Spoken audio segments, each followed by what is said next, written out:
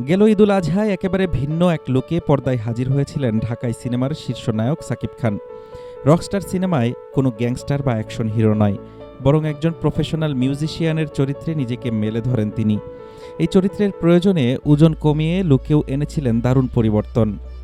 Ajman Russo পরিচালিত সিনেমাটি দর্শকের মাঝে তুমুল আগ্রহ তৈরি করলেও বক্স অফিসে শেষ পর্যন্ত আশানুরূপ ফল আনতে পারেনি। এর আগে ঈদ উল ফিতরে মুক্তি পাওয়া প্রিন্স সিনেমাটিও ব্যবসায়িকভাবে লাভজনক হতে পারেনি। ফলে টানা দুটি সিনেমা থেকে প্রত্যাশিত সাফল্য না মেলায় এবার নতুন সমীকরণ আর পরিকল্পনা নিয়ে এগোচ্ছেন এই মেগাস্টার। অবশ্য ব্যর্থতাকে পেছনে ফেলে থামাথামির পাত্র নন সাকিব খান। রকস্টার মুক্তির পরপরই নতুন অ্যাকশন থ্রিলার সোলজারের শুটিংয়ে অংশ নিতে উড়ে যান থাইল্যান্ডের রাজধানী ব্যাংককে।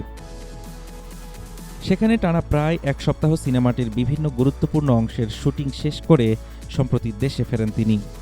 ঢাকায় ফিরে বিশ্রামের টেবিলে বসেননি এই নায়ক, বরং চুক্তিবদ্ধ হয়েছেন নতুন আরেকটি বিগ বাজেট প্রজেক্টে, যার মাধ্যমে আবারও পুরনো ও সফল বরবাদ টিমের ঘরে ফিরলেন তিনি।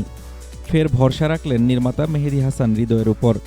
প্রযোজনা সূত্র জানিয়েছে, বাংলাদেশ ছাড়াও বেশ কয়েকটি দেশে চিত্রায়িত হবে নাম ঠিক না হওয়া এই সিনেমাটি।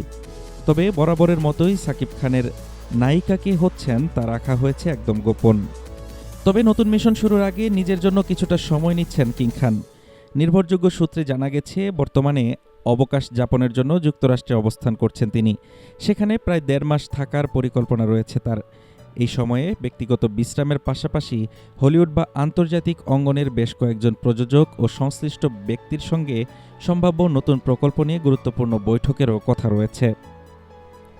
যুক্তরাষ্ট্রের এই দীর্ঘ সফর শেষে দেশে ফিরেই মেহেদী হাসান হৃদয়ের নতুন সিনেমার শুটিংয়ে লাইট ক্যামেরা অ্যাকশনের মুখোমুখি হবেন সাকিব খান।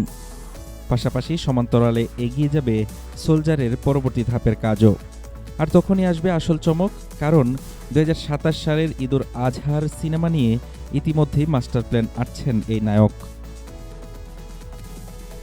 হাফিজুর রহমান তুষার, ঢাকা টুডে।